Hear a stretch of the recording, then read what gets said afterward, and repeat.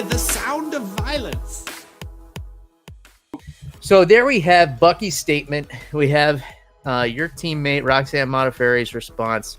So this is the part I've been building up to, and I've been looking forward to since you reached out to me, Serena.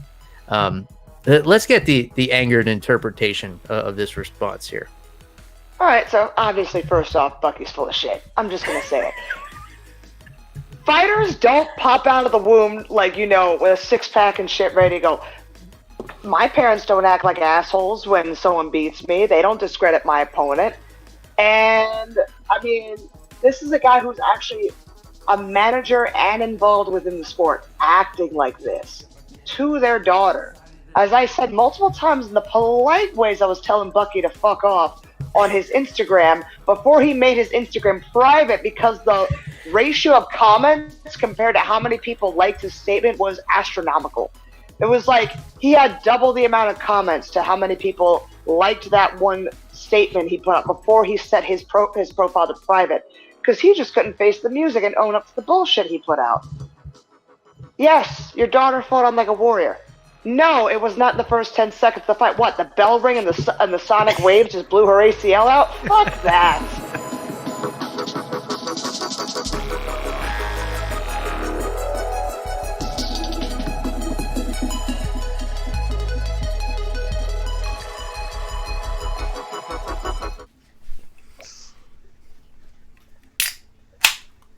Alrighty, everyone, we're back. Yeah, we are. We are back to preview a pay-per-view. I mean, if you look at the card, it doesn't look like one, but UFC 247 live in Houston, Texas, tomorrow at 7 p.m. Pacific, 10 p.m. Eastern Time, featuring a main event of Johnny Boney Jonies versus Dominick, did you know that I'm an athlete, Reyes? Yeah, man, people have really just been fucking doing that meme over and over again all week, huh? Yeah. It's like, you know, I get it. Like, you play college football and baseball. Right. So did, like, everyone else. Yes. Daniel Cormier, Olympic wrestler. He's not an athlete. I know. Or maybe he is. My favorite, too, is like, Olympic medalist Daniel Cormier in that one GIF, or in that one meme that came out. It's like, motherfucker, we all...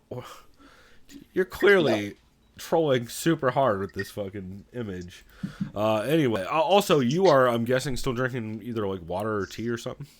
Good old Tajava iced tea. I got like a huge, massive, like fucking case of it. It's like these fucking 1.5 liter bottles that are huge. You get them at Costco. Very, very good unsweetened black iced tea. Really good. That's what's up. I am drinking a very sweet beer, tart and sweet.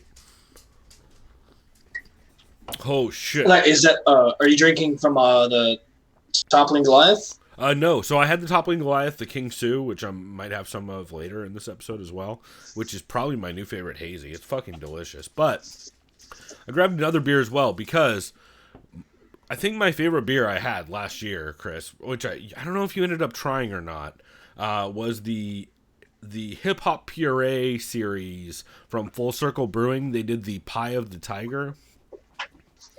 I don't think I tried that. I remember you raved about that. Oh my god! Like, damn, I gotta. It's delicious. It's like it's essentially a sour ale brewed with graham cracker, and it. Oh, that's right. Yeah, super pie flavored. The previous one was berry, which was really good. However, I preferred, again, shouts out to Preferred Liquors and Santee. They're fucking the best, and they're all sweethearts. They're all very nice to me. I think I'm one of their regulars. Actually, no, I keep getting told I'm one of their regulars. So, but they had the Pie of the Tiger apricot version, which I am drinking on, and it's fucking delicious. It's goddamn delicious. I'm drinking out of the, shouts out to the Society 2-year anniversary glass, too. Can't say I've ever tried apricot pie. When I think about it. I don't know that I have either, but God damn it, that's a thing. This is one of the best. Oh my god, it's just as good as the other one. These are literally the best sours I've ever had because they're tart, but they're not like crazy acid bombs like some of the brewery stuff is. Not overly acidic or vinegary. Yeah, like some of the brewery stuff is. I love the brewery sours, but good God, are they sour as fuck? And these are not that. They're like a little tart with like tons of fruit notes, and it finishes with like just a touch of like cinnamon and graham cracker flavor. It's so good. So I can't recommend this highly enough. But nice. Not a beer podcast. So let's talk about this shit card. All right. So starting off with the shit card, the first fight of the shit night. To be fair, we should say, while we are doing this show, I believe Invicta is still happening. That is definitely the best card that's happening this weekend. Unfortunately, we were recording on Friday, so we can't do a breakdown or a preview since it's currently happening. But if I was to choose out of the two cards which one I'm more interested in, it's probably that one. So the first card of the night, first fight of the card of the night, tomorrow night. Nailed it. You have a men's featherweight bout between Austin Lights Out Lingo, 7 wins, 0 losses, going up against Moroccan fighter Yusuf, the Moroccan Devil, Zalal, who's 7-2. Yep. Last time we saw Austin Lingo, he was an LFA. This is UFC debut. Yep, they both are coming from LFA. Undefeated. This guy looks like he is a finisher, more or less, with mix-ups of submissions and knockouts. For sure. The Moroccan dude, Yusuf, last time we saw him was also an LFA. It's his UFC debut, and he won via flying knee. This is a coin flip to me, because I don't have any tape study on either of these guys. So go ahead and look at the two camps, so let me know if you still think it's a coin flip. Oh, wait. Let me guess. Is this one of the guys? I'm going to go ahead and assume Yusuf is from Fortis. Yep. Yeah. This is a Dallas card, or I mean a Houston card. Houston, yeah. So I'm going to go with Yusuf Zalal. No disrespect to Austin Lingo, but Fortis MMA has been unstoppable lately. Well, so joke's on you. Austin Lingo is the one with Fortis. Okay. See, that's just me being an asshole because Sadiq Yusuf is from there, and I'm just being a dick. So. Is Sadiq from Fortis, or is Sadiq with... I think you just did the thing I always do and confuse Jeff Neal and Sadiq Yusuf. God damn it. Yeah, no. Oh, no, Sadiq Yusuf is a piece of shithead asshole. Yeah, he's with Team Evil. Yeah, that's right. God damn it. I know, I do that all the time. Yeah, fuck. It's because Sadiq Yusuf should not be able to make 145. Yeah. That's fine. That guy's way too big. Okay, never mind. I'm probably going to go with Austin Lingo then, because Fortis MMA and not Evil MMA Gym has been on the rise. Yeah. And also, shouts out to your internet, which is making you a little robot-y, but it's like not fucking it up enough to break things, so we're just gonna roll with it. Morpheus? Yeah. No, 100%. You do sound like you're fucking about to start yelling snake a lot, so. What is it, yelling snake? Yeah, snake? Snake! Some Otakon. I'm Otakon now. Yeah, 100%. Otakon, can you hear me? Wait, did you say emoticon? No, Otakon. Isn't that his name? It's Otakon. It's Otakon. Whatever, because Otakon. It's not an otaku, it's an otaku, right? I thought he pronounces it Otakon. Wasn't that Metal Gear Solid 2? Yeah, but I think it's Otakon because I think it's based off an otaku, which is like a people who are fans of, or it's like a Japanese trade show. Oh, yeah, you're probably right. It's Otakon, not Otakon. Whatever. Yeah. Potato, huh? Speaking of potato, I think your video is literally a sliver at this point. So we're just gonna keep on moving on. No, I'm a French right now. Got it.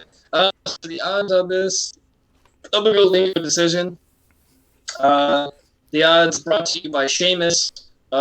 Lingo is a -208. I'm just gonna keep wrong with that. -2 on Skype. And while I do that. I will talk about how, I have Austin Lingo for sure in this.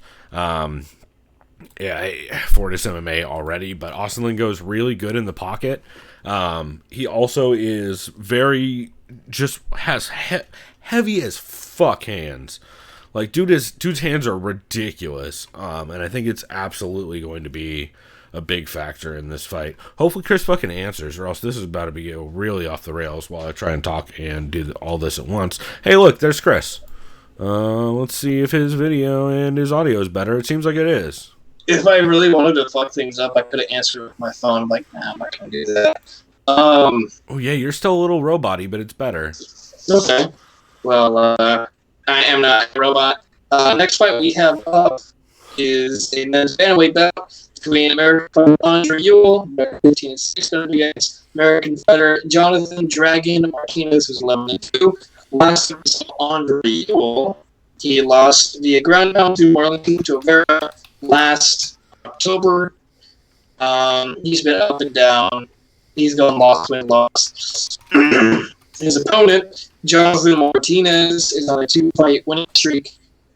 His last fight, he defeated Pyongyang Liu, or Liu Pingyang. I can't remember how if you say their names, last name, first name, that Either kind of those. thing. Yeah, I'm not really sure who to pick in this one.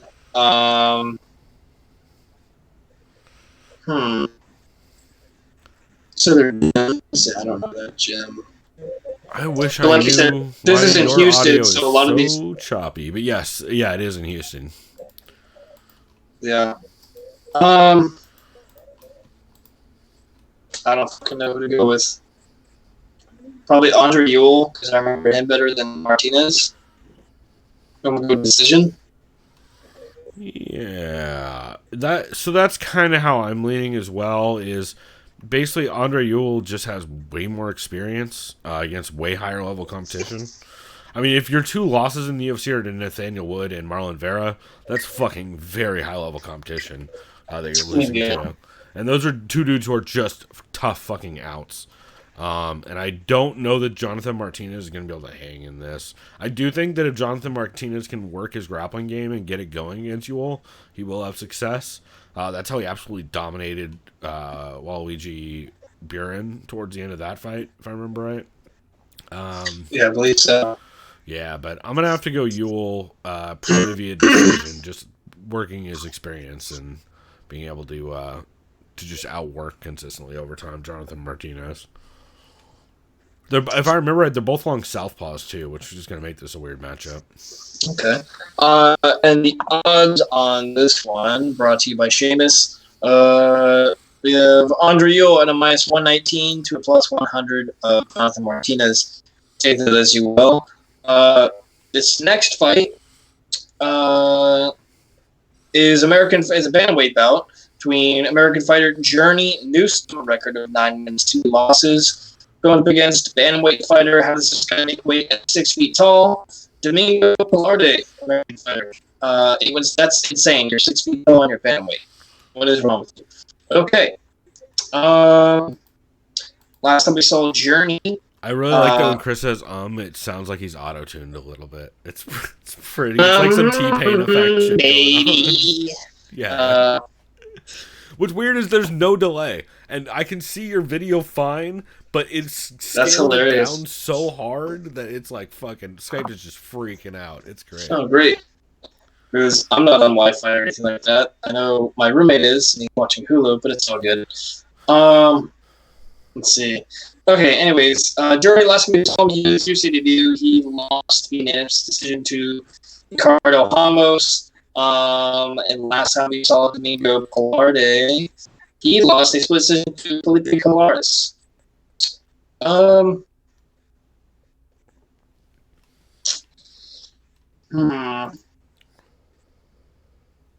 think I'm a lean towards Journey. Yeah, I've kind of been going back and forth on this one. I don't know where. The problem is Journey Newsom has looked good, but he's looked good in a loss, and it's hard to judge that. Yeah. Domingo Pilarde, I mean, he won that fight against Felipe Colares, as far as I'm concerned. He absolutely dominated Felipe Colares in the second and third round, because Felipe just gassed super fucking hard from trying to wrestle the entire time. But Felipe Colares is also just like, I don't know. He was the dude who had the ultimate Brazilian regional fight on was it Contender Series, or was it actually a UFC fight with the Freitas fight? That was a UFC card. The Geraldo de Freitas versus Felipe Colares. That was like the most regional Brazilian fight of all time. Yeah. I don't know. I guess I'll lean Pilarde. I feel wrong. It feels wrong. I feel like I'm getting this wrong by doing that. Now, you know what? I'm going to go Journey Newsom by decision. Funny how we're going to segue. Yeah, I think a lot of this is going to come down to whether or not Domingo can start working a grappling game or not. Yeah. The odds on this, according to Seamus, Pilarte is a minus 128 to plus 106. Take that as well. This next fight is between a guy who has a terrible fucking nickname, Miles Johns, another bantamweight bout, going up against Mario Batista, another American fighter. So all Americans on this card. It's in Texas, y'all. That's right. Most Texas fight of all goddamn time in the next one. Miles Johns is also in the competition for worst tattoos. Let's see. Last time we saw Miles Johns, he made his UFC debut against Cole Smith, where he won a split decision last September. His opponent, Mario Batista, last time we saw him, he was in his second UFC fight, where he won against Korean fighter Jinsu Sun via unanimous decision last July. A lot of these fights seem like they're going to be close. I mean, bantamweight division is usually decisions, submissions. It's just I never really see like, holy shit, he just got knocked out. Kind of, it depends who it is, you know. I gotta go decision again. And I think I'm gonna go Mario Batista. No reason at all. Yeah, that checks out. Yeah, I'm just gonna blind. So I think this is gonna be one of the better fights on the card. I think it's gonna be a banger. I think the first fight on the card is gonna be a banger. I think this one's gonna be a banger, mostly because another Fortis MMA dude, Miles Chapo Johns, taking on Mario Batista out of the MMA lab. And if you got a Fortis fighter against a dude out of the MMA lab, that has a hell of a scrap written all over it. Good point. Yeah, Mario Batista had the quick loss to Corey Sandhagen previously, but had that solid win over Jinsu Son. If I remember right, he was actually doing pretty good against Sandhagen before that armbar, though. I did not rewatch that one, which I should have. But man, I'm not picking against a Fortis fighter in Texas. That's not happening. So yeah, it's a good fair point. I mean, Safe is going to be screaming in the corner, and that can't hurt your fucking chances of getting a decision. And I mean, Batista, if his one loss is via sub, yeah, he could get subbed. I'm going to lean towards a decision for Johns, though. Yeah, I'm going to lean that way. But I do think Safe. I'm so high on Safe side in the 47 MMA guys that especially when the fight is in Texas, I'm definitely not picking against him. So, yeah, I got Johns via decision. I got Batista via decision. And the odds are Miles Johns is a minus 128 favorite over Batista at plus 107. Take that as you will. This next fight we have is a men's welterweight bout between... Whoa. Oh, wait. Okay, the order on Tapology is different than the order on Wikipedia. That's fine. Oh. Go ahead. Is this all right? Okay. God damn it. I just thought you called Andrea Cagibili a men's welterweight, and I was like, whoa, not nice. I mean, this guy's name seems like a woman's name, Kaylin Williams. I would imagine that's a female, but then again, his nickname, he has two nicknames, Chaos, Colby Kaylin Chaos Williams, or his other nickname is the Ox Fighter. The Ox Fighter is a good nickname, and also it might be Callan. You're probably right. It's definitely probably Callan. He's going up against Texas fighter Alex the Great White Morono. Last time we saw the Ox Fighter, that's how I'm going to call him. We haven't seen him, have we? No, not in the UFC. Whatever the fuck WXC Warrior Wednesday is. Probably World Extreme Cage Fighting. Warrior Extreme Cage Fighting, dog. They did a swerve on you. Yeah, subverted expectations there. Yeah, you were completely wrong. You weren't even close. I feel like this dude would have some good Some good promotion. Ooh, Prison City Fight League. That's a good one. No, wait, that's a real name. Michiana Fight League. Let's see what else. At this point, someone was just gonna come up with Dragon Ball Fight League, right? Like, that has to be a thing. I'm sure it's probably a thing. Some good old King of the Cage names. Or like One Piece tournament. Yeah, no, that's probably all copywritten. Israel's trying to start that currently. No, he wants I never watched Naruto. So oh my god! Two things I learned at Disney or at Knott's Berry Farm while over the break. Number one, the '90s are back in full swing, and young chicks really like them some high-waisted jeans. Number two. That's right. Fucking, I saw 6 kids Naruto running in Knott's Berry Farm. That's hilarious. I saw 6 different kids just straight up Naruto running past. Oh, you know what it is? I guarantee you their family took them to the Knott's Berry Farm restaurant where you can get I remember you can get boysenberry soda. Yeah. Oh yeah, they have punch in the soda, yeah. Or I guarantee they had the boysenberry or blackberry juice, and they're all just amped the fuck up. Yeah. Whereas I was on 500 milligrams of an edible, and we brought the weed pen in because Knott's Berry security does not give a fuck about weed, evidently. Maybe they do about actual a bag of weed, but do they not care? As in you're at the metal detector and they're like, here's my totally not weed vape, and they're like, all right, cool, see ya. Yeah, but they also didn't even look in the pocket of the backpack where the weed vape was. So yeah. It was a thing. It's pretty good. And then I figured out that they sell booze at a bunch of places, including in the saloon. They sell boysenberry beer, which is not bad. It's kind of Is it like a sour? No, it tastes a lot like the like the Abita wheat. Yes, beer? absolutely. The purple haze. Yes. Oh, nice. It tastes like that, but it's boysenberry. It's good. All right. I think I'm gonna go with Alex the Great White Morono. Because he's fighting a guy making this debut. Yeah. Also out of 47 May. All right, then it's gonna go decision because the guy's probably scrappy as fuck. And he's taking on Morono. I'm gonna take Morono via TKO in the first. TKO. Or second. Okay. I'll probably disagree with you there. I keep making too many decision calls, which isn't a bad. To be fair, it could very well go to decision if Caitlin hangs in there. I just think there's gonna be a big skill difference in this one. The odds. Wow. Okay, I mean these make sense. Morono -357 to +281. Yeah. Take that if as I you remember will. right, Callan was a late notice replacement in that fight. And then next up we have Andrea Nazi sympathizer Lee. Whoa! This is how we get blocked on Twitter. Oh wait. Yeah. Right.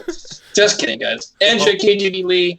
Or am I going up against Barb Honchak? Just kidding. Lauren Murphy. We're definitely blocked on Twitter by KGB Lee, but we're blocked because we asked her why, or we said, well, we've gone over this a lot of times on the show, but we weren't being dicks. We were not being dicks. We were just curious. She literally just put out a tweet saying, "I don't understand why people don't get that. Just because he has a Nazi tattoo, he's not a Nazi." And we're like, we also don't get why you don't get it. I'm surprised no one commented don't poke a sleeping bear, bro. Or some stupid fucking. I feel like anyone who would tweet that would probably have more racist iconography like eagles. That's my point. That's why I said that. Don't poke sleeping bear. Don't poke sleeping eagle, bro. Right. Oh, and also in the last fight, it was Diego Lima who Callan Williams is subbing in for. For this, I do want to say, though, this KGB League fight, I think, is probably one of the best fights on the card.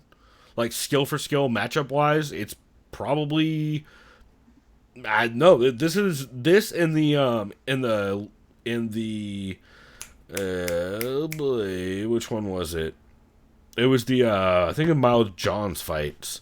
And Ige and Bektic. Those are definitely the top 3 matchups. Not even a question. This is basically a title eliminator.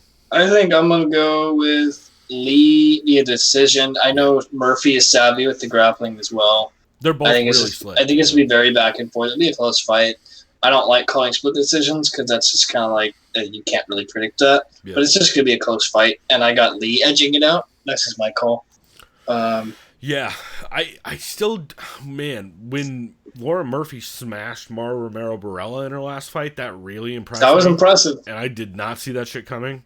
And she's always in tough fights. I mean, when you look at her losses recently, Jesus Christ. Here are Laura Murphy's losses, all of which are via decision. Sarah McMahon in 2014, Liz Carmouche in 2015, Caitlin Chukagian in 2016, Nico Montano in 2017, and Sijara Eubanks in 2018, all of which are either title challengers or title winners. It's pretty fucking nuts. Yep, everyone never forgets former flyweight champion Nico Montano. Well, and then she also has wins over just fucking killers who, definitely some of these, well, actually some of these are towards the middle of their career. But I mean, wins over Miriam Nakamoto, Caitlin Young, Sarah Delio, Kelly Fashholtz, Barb Ponchak. Like, those are all solid fucking wins. And I think Lauren gets a fucking bad rap, mostly because of, I mean, the tough stuff did not help. But yeah, man, I mean, Jesus Christ, that is a hell of a resume. That being said, I'm still taking Andrea Lee. I'm very high on Andrea Lee. I think they are setting her up to go on a run for the title. The Joanne Calderwood fight makes me nervous. However, I also don't know what to make of Joanne Calderwood at this point. Yeah.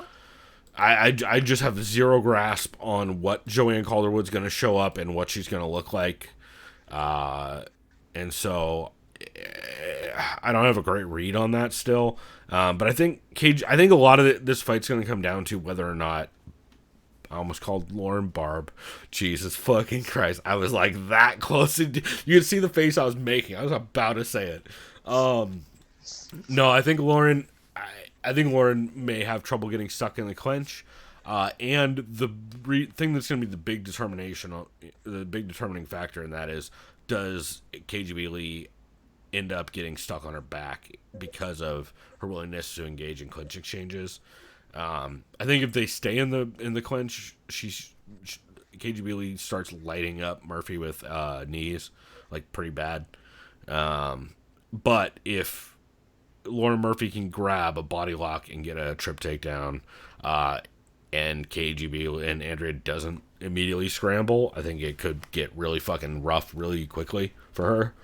Because Lauren is good on top, and she is like just willing to be scrappy as fuck and work her way through stuff. Man, I'm very, very excited about this fight. I think this is an awesome matchup. I am leaning KGB Lee via, probably decision, because she hasn't really shown up as a finisher in the UFC. She's and like Ashley Evans Smith and Montana De La Rosa are like, those are exactly the kind of fights that KGB Lee should be smashing people in, just because she has a way more well-rounded skill set. So I'm curious to see how this fight's going to play out. But yeah, I'm probably going KGB Lee via decision, mostly just to outwork her in kickboxing range and then land on the clinch consistently. And then the odds for those who care, Lee is a minus 323 to plus 257. That seems too wide. Yeah, over Lauren Murphy. This next fight is pretty interesting because you mentioned last minute you had pulled out, but the James Krause is fighting at middleweight. He's a former lightweight fighting at middleweight. Took this fight on less than 24 hours notice. It literally got confirmed during the first segment of the show. Isn't he coaching someone earlier too on the card? Yes, he is coaching. God damn it! Well, the guy at Factory X. It's Yusuf, I think. Yeah, they're in Kansas City, right? Yeah, that's right. He's and I look at his picture. I'm like, is that him like knocking down Donald Cerrone? And looked at like, holy fuck, they fought back in 2009 in WC. Like, holy shit, forever ago. Yeah. Yeah. Back when James Krause looked Asian. Yeah, at least in that photo. Yeah, it's kind of weird, right? Yeah, that's interesting. That was 10 years ago. Holy shit. He ended up losing that fight at the end of the first round via a naked choke. Not that matters, because it doesn't. Anyways, let's see. James Krause. Where did we see him last? He was in a grappling bout against King Mo, where he defeated King Mo in the first round via guillotine choke. But in the UFC, last time we saw him, he knocked Sergio Moraes the fuck out at the end of the third round. Yeah, in a fight that Sergio Moraes looked like he wanted nothing to do with. Yeah. He's going up against Trevin Giles, who has good power. Fighting out of Houston, Texas, 11-2. However, my laptop just scared me for a second. Can you still see me? Yep. It just went black for no reason. Okay, great. Great sign. Trevin Giles, his last 2 losses are against guillotine chokes. Unless he could catch Krause early, I'm picking Krause via submission early in the first round. Interesting. I don't think Krause is going to want to stand and bang with someone like Giles, who has really good power. Well, but then again, it's him going up to fucking middleweight, so it's going to be a big power difference. Yeah. I'm picking Krause. I don't go fuck it. Submission, dude. Yeah, you know what? I'm going to do the same thing, actually, surprisingly. I was not planning on doing that. I was planning on taking Trevin Giles. But, man, yeah. He's real slick on the ground. James Krause is no motherfucker to play with. And if you're I remember Trevin Giles initiating grappling exchanges with Gerald Mearshart, which is a terrible plan. And if you're losing to Gerald Mearshart and Zach Cummings, I mean, I could easily see a decision in which Trevin Giles just ends up on top and is just big enough to kind of just neutralize a lot of Krause's game. But I'm probably gonna lean Krause via decision. Krause has been looking good. Yeah. I got him just submission. Fuck it. First round. Don't care. Just gonna go all out on this one. The odds are probably not here because they're not here at all because he's not Antonio Arroyo. It literally was confirmed I think in the last hour or two. So no odds for this one, which is understandable. Yeah. This next fight is at men's heavyweight between and why former light heavyweight Ilir Latifi, who should not be a heavyweight. Shouldn't be a light heavyweight. He should be a middleweight. Someone said he's built like a soccer mom wearing wide jeans. My favorite is that the meme that Zane and Connor keep pushing, which is that he's built like oh god damn it, what's the rock Pokemon? Oh, Geodude? Yeah. There's a great evolution of Ilir Latifi where it's just first Geodude. Well, now he's called as Gollum, the third evolution. He's a heavyweight now. Yeah, exactly. That's exactly the Gollum. That's exactly the meme they made. It's really good. That's really good. Luckily for him, damn, dude, he has really long arms for being that short. 75-inch reach for being 5'8". That's probably why he was able to survive a lot of fights. He's going against Derek the Black Beast Lewis, who's fucking 6'3".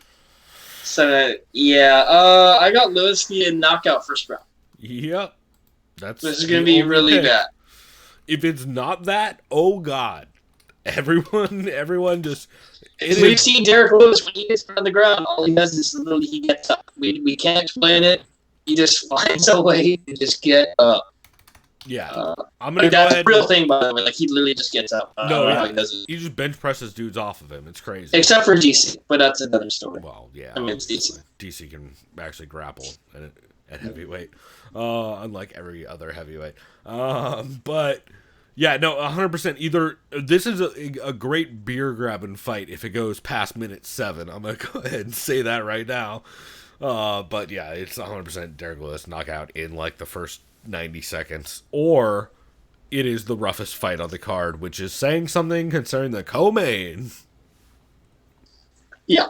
Okay, the odds for those who care or those who are not asleep yet.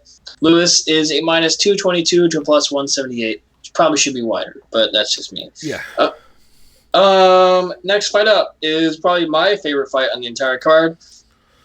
At a men's featherweight bout, Dan Ige going up against Mirsad Bektic. Yep.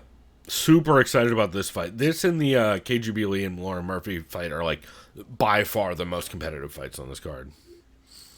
Dan Ige is on a nice little 4-5 win streak. The win over Mike Santiago, Jordan Griffin, Ben Henry, and Kevin Aguilar.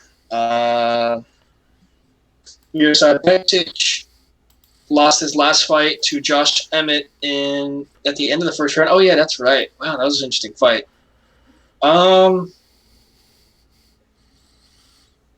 think I'm gonna go Dan Ige decision. Yeah, man. It's gonna be really close though. Yeah, man. I think it can go either way. Me too.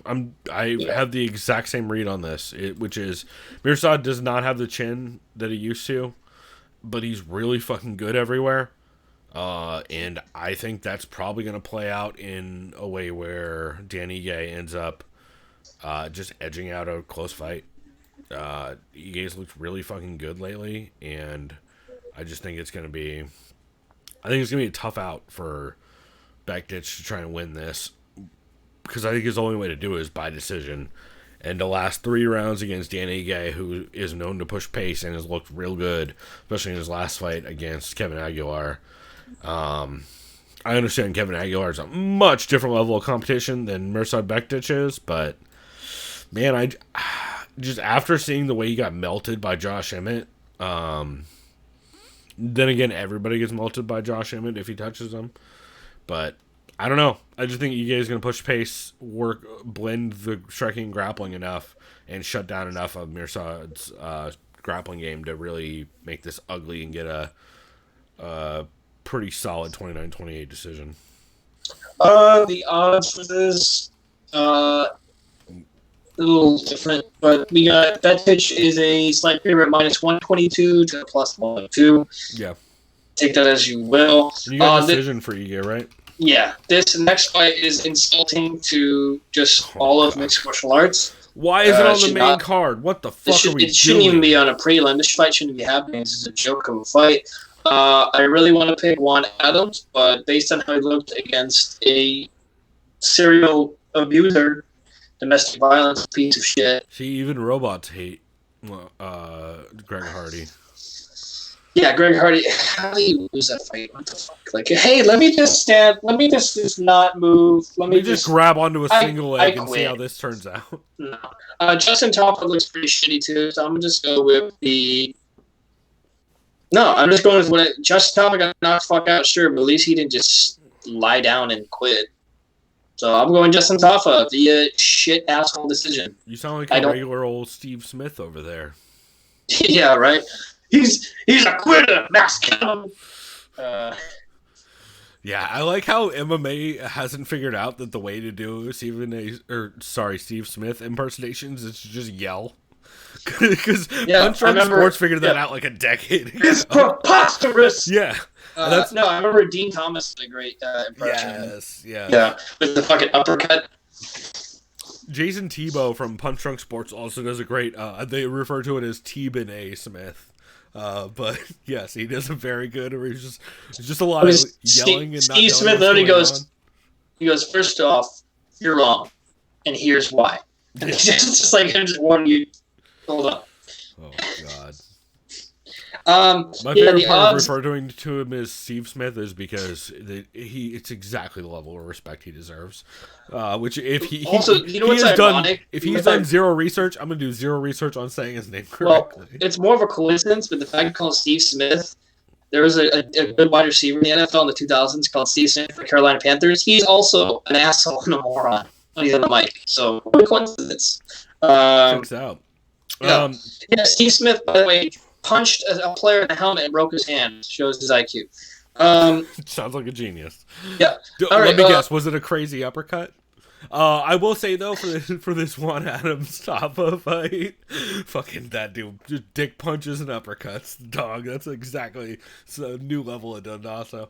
I got Juan Adams, but mostly just because Juan Adams can wrestle, or at least and he's at Jackson Wink too. So take that as you will. That's right. Yeah, but like I just think Tafa can't stuff a takedown to save his life. That's actually, you know what? I'm switching my pick. That's a good point. God damn it. I to be fair, it's whichever one of them throws the slowest punch that hits the other one is going to win. Because I think it's not a matter of speed; it's a matter of a lack of speed.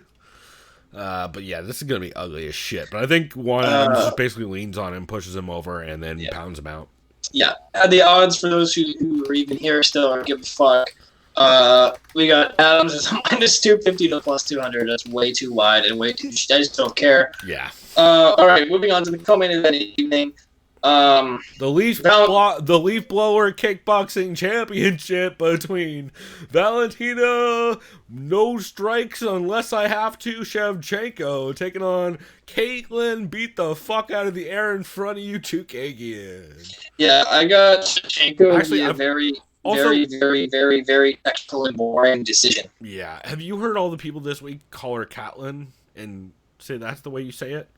No, I actually haven't even heard that. I've heard a lot of Caitlin this week, which makes me have a massive panic attack. Is it because there's no I in her name or some shit? I don't care. I don't know. I do know that I'm just going to keep calling her Chooks because I really enjoy it, even though it's not even her fucking last name anymore. Cause she got married, but yeah. By the way, I got Chevy Shanks. Shout out to this week's Embedded being probably the worst ever. I heard that. It was really bad. It was just Dominick Reyes buying some jewelry, talking about how athletic he is. It was Jon Jones being very, very Christian and good to Jesus. I don't. None of these motherfuckers know how to do anything but get a haircut or go buy things. No, and then Caitlin Chukagian was just walking her dog to the cousin on the beach, and then she shot a free throw at the Houston Rockets game. But other than that, it was just weird Embedded. Yeah, and Shevchenko, she's always mixed her change. She was just shooting at a range in Texas. Well, that checks out. She's a really fucking good shot. I think if your nickname is Bullet, I hope he would be a very good mark. She's a competitive shooter. Yeah, super high level competitive shooter, from what I understand. No, she knows what the fuck she's doing. I don't know. Of course, all the comments. Some of them are pretty gold. Goddamn, the Tony Ferguson ones always crack. There's always some really new clever ones. And someone said there's a part of the video where Valentina's like, "Hey, what caliber do you want to shoot today?" She's like, "I am open to any caliber." And someone's like, "Oh, so maybe I have a chance." It's like, way to go, champ. Beautiful, champ. Yes, I'm here for that kind of content. I'm here for the self-deprecating fucking Valentina sex cult. Or whatever the fuck is happening in the comments. Yeah. And his call-outs. Exactly. The thirsty ass desert livers. Oh my god. By the way, I got Shevchenko via decision. Dominant decision. I think it might even be a TKO. When was the last time Chukagian was finished? Never. Even been finished? I don't think so. No. She's pretty tough. Yeah, she's gonna lose. Has she ever gotten a finish? Has she? I don't think so. Oh, she has one. Two. She has an armbar and a knee. 2 knees and an armbar, actually, in her pro career. This is 1,000% going to decision. I don't know if... I don't think people have been paying attention, but Caitlin Chukagian put out a statement, I think a week or two ago, saying, "I don't care if this is a boring decision. I'm not going to just engage because Valentina wants me to engage," which is like, oh my god, that is the worst. That's like if Liz Carmouche said it beforehand, "I'm not going to try and engage." And man, AK, I'm not gonna get my head. I'm not gonna get decapitated like Jessica I did. Even if she hadn't said anything, I still think she would. She's gonna do the thing she always does, which is throw volume and hope you walk into it. Shevchenko's gonna do the thing she does, where she doesn't throw a counter unless she actually feels a threat. And so we're just gonna do a lot of that for 25 minutes, and Shevchenko will probably hit a takedown in 3 of the rounds and win them that way. Yeah, and the odds for those who are still alive with us, wow. I mean, she's like a minus 1,000, right? Isn't that okay? Want to see the worst odds? Which get the fuck out of here. Minus 1,600 to plus 850. That's the widest, but none of them close to that. The one that makes sense to me, I guess, just if you take the average. You have a minus 1,250 to a plus 720. Yeah, that sounds about right. I mean, to be fair, it's going to be such a boring decision that the closest odds are minus 820 to a plus 550. I think that's probably more realistic, just because I think this is going to go to such a boring decision that just the amount of volume that Chukagian is putting out and not landing might win her a round or two. Yeah. Because if Valentino lands 2 punches, but Chukagian throws and misses more, I feel like there are some judges out there where they will still give Chukagian a round off of that. But I think Valentina's smart enough that And I think Chukagian's wrestling is susceptible enough that I think Valentina probably gets takedowns like halfway through a couple of the rounds and really just ekes out one of the roughest decisions we've ever seen.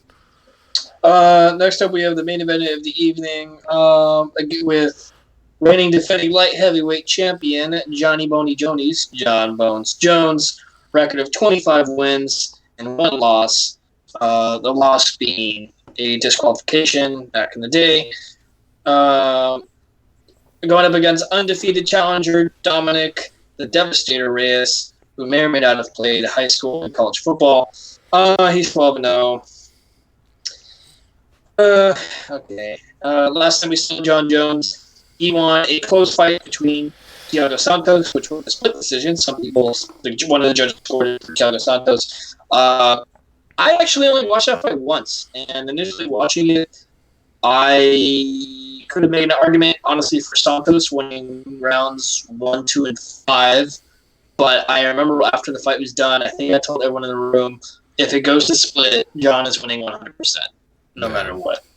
I think if I watched it again, Jones, I think, won. I think I did watch part of it again.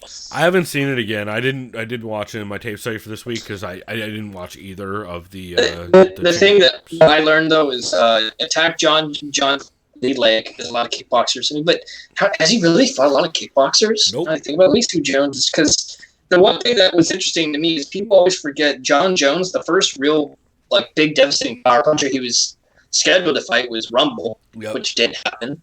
Jones popped. Well, Rampage, technically, I guess. If Rampage, but it was Rampage so late in his career that he was not Rampage at that point. Yeah, looking, he hasn't really fought kickboxers. OSP's kind of a kickboxer, and that wasn't a close fight. But yeah, that was after rough. Jones' lengthy suspension from. Was that the suspension from hitting the pregnant lady, or I think that was the drug pop. Oh yeah, because the pregnant fight, lady was when he did not fight Rumble. He got stripped. That's right. Yeah, I think it's the DC2 after the DC2 fight. Yeah, so he's only really fought 1 kickboxer, and that was Thiago Santos. And here comes Dominick Reyes, who's more or less, I don't think he's as effective as a kickboxer as Santos, but he's a lot bigger. And does he hit harder? I don't know. That's debatable. He does hit fucking hard. It was after the first DC fight that he fought OSP. Well, I'll have you break this down. I think Jones is going to win. I think it's going to be pretty dominant. Yeah, I agree with Chris. I think that 100%. I mean, here's the thing. The only way this fight is at all competitive is if Jon Jones doesn't wrestle. If Jon Jones wrestle at all, Dominick Reyes has gotten taken down by everybody he's fought, essentially. I'm glad you bring it up, because when I watched initially Jones versus Santos, when Santos hurt his knee, I'm like, Jones, what are you doing? Take him down. What is he not doing? Taking him down. You hear his corner. Take him down. What the fuck? Wrestle. Yeah. Well, and I think he said post-fight that he was worried about the uppercut and shots down the middle, which is why he didn't do it. But I don't know. Reyes does have a good uppercut. Yeah, I mean, Reyes mostly throws that left hand while moving backwards. It's kind of what his bread and butter. That he uses he uses the 3-2 every once in a while, which Phil McKenzie pointed out. But it's pretty rare that he throws the 3-2. He mostly throws single pot shots, especially straight lefts, especially while stepping backwards and off the cage. But I mean, when you're getting taken down by dudes like Volkan Ozdemir, and when you're getting taken down by Secret of the Ooze, Chris Weidman got him down, Jeremy Kimball got him down. Yeah. None of these fighters are anywhere near the caliber of Jon Jones. Then again, Jon doesn't shoot a lot of low singles or doubles. He mostly works off of clinch takedowns because he's a great dude. But I also think that Jon Jones probably just gets Dominick Reyes stuck in the clinch, and then from there, if he doesn't take him down, he just fucks him up. I have Jon TKO round 2, being ground and pound with the elbows. Yeah, that's the thing. I think this either looks like the Gus fight, or this looks like the OSP fight. And I'm kind of leaning more towards the Gus fight. It would blow my fucking mind if Jon Jones doesn't at all engage in the wrestling in this fight. It's so He's gonna have to. So there. He does. I don't even think he has to. I think Dominick Reyes has about 2 rounds of cardio. That's a good point. Yeah. And I think Jon Jones is going to sit out and not do shit the first round. Who, anyway. dude? You know what's sad about this division? I have literally no fucking clue. I couldn't even tell you the top 5 light heavyweight. Corey Anderson should be next. He's next, or like I know Jan Blachowicz is fighting someone. I don't know. Yeah, Jan is up there. I'd like to see Corey get the next shot. I've actually seen John comment about Corey as well. I think that's the fight to make. But yeah, I don't know. It'll be interesting to see for sure. But yeah, I got John via decision. I think he does not. You think he plays safe? I just don't. I don't know what. Like, I'm terrible at picking Jon Jones fights, mostly because he does the exact opposite of what makes sense to me every fucking time. What's the over-under on eye pokes? Oh, definitely more than 1. Yeah. Probably 2. What about knees to the balls? Maybe. I would say fence grabs are more likely. Now I think about it, like I'm still going with Jon Jones via ground and pound in the second round. I could see him like crumpling Reyes with like a T kick to the liver. Like Reyes is a really long torso. Super long torso. Pretty big target. And he also mostly just walks a high guard and will walk through stuff. And this thing, as funny. He's just so green. To me, it'd be hilarious if he knocked out Jones, just because it'd be super possible. To be fair, dude throws hard straight left counters. I mean, I think it'd be funny just because it would just flip the entire sport. Yeah, it'd be like, wait, what? But then obviously they'd give Jones a rematch. I think Jones would fuck him up in the rematch. 1,000%. If Reyes even gets close to winning this fight, they run it back. They will. I think they would have run the Santos. Oh, if he didn't get hurt, he'd be fighting Santos right now. Yeah. Or they already would have fought. Yeah.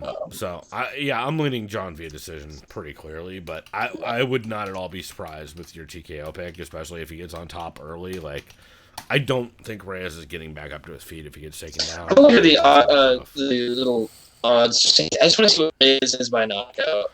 I would imagine it's like plus 500. Probably higher though. Yeah, somewhere in there. Probably never mind. Never mind. The playoff. Oh my god. I kind of want to put money. What is it? Oh, wait. Oh, no, I was right. Okay, yeah. It's plus, I was reading the other thing. Oh, it says any other result. Oh, so decision? What? This makes no sense. And it says raised by TKO KO is plus 545. Yeah. Okay. Plus 545 is like right. It's about right. Submission is hilarious, but yeah. If I swear to God, if Dominick Reyes submits Jon Jones, I will fucking eat my computer, piece by piece, over the course of the next year. If you guys are real, I will grind it down into sand and I will fucking eat it piece by piece with eggs every morning. It's plus 3,500. Does that? Holy shit, that would be. There's no fucking way on the planet. Reyes by decision. That's he's gonna get out. What that is. Yeah, obviously. All right. Well, Jones wins in round 1. That's a good plus 375. Ooh. That's not big enough because he's not gonna do shit for the first round. Yeah. Round 2 is plus 450. That's better. That's actually way better. I think that's not a bad pick. Yeah. Oh, I heard Brett Jones wins in round 4 plus 1,000 plus 1050. That's actually a good bet if you want to put like $10 on that. What's Jones by decision? Jones by decision? Yeah. Well, the specifics. Where is regular? Where is it? What the fuck? Oh, plus 205. That's not bad. No. Oh, all right. Well, we were going to go ahead and wrap this here. I'm going to get this shit chopped up and posted. Big shouts to Chris's internet and Skype.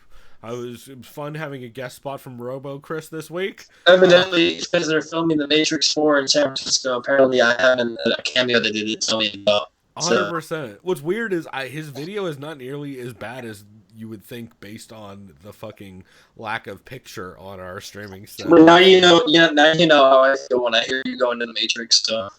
Well, except when I go into The Matrix, I don't have video and audio coming to you still like you do for some reason. Oh, yeah, that's odd. The good news is Chris is going to be, hopefully here before too long, getting a new a streaming setup. So. Oh, no, it's going to be within the next 2 weeks, I imagine. Beautiful. I am also actually going to have, you're not going to see these weird fucking curtains behind me anymore because I'm going to be moving I'm getting a studio set up in the house. There you go. In my office, so that'll be pretty fucking dope. I'll fucking, it'll be interesting. Still haven't decided whether that room is gonna become a tiki bar or not, but I think it might. So I might be coming to you from a tiki bar every week. So we will see. But you guys can catch us as always at thesoundofviolence.com or TSOV pod on Twitter. You can always send us an email, chris@thesoundofviolence.com, or you can send us an email to sovpod@gmail.com.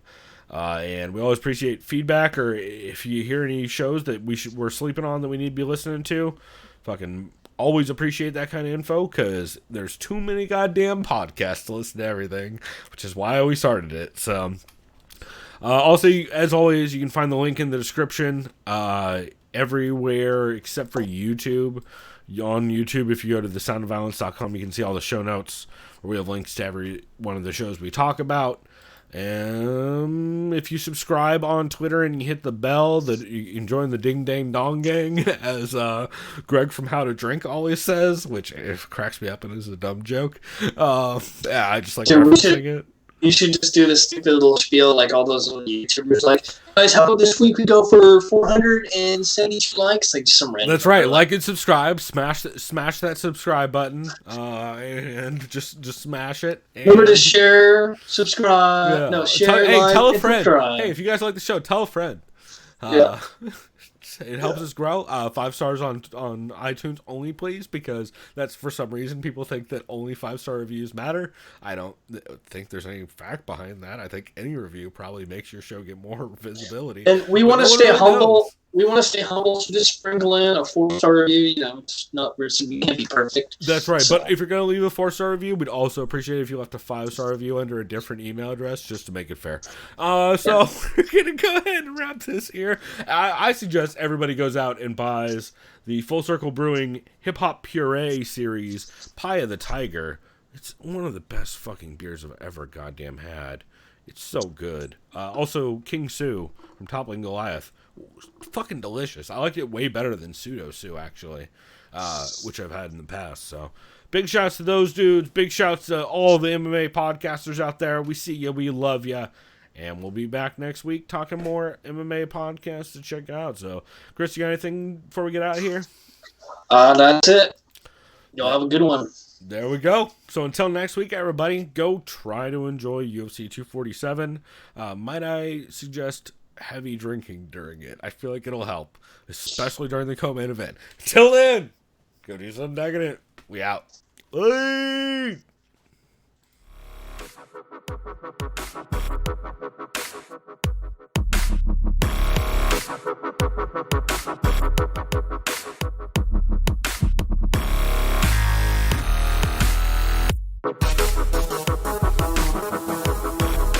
Liked by the sound of violence.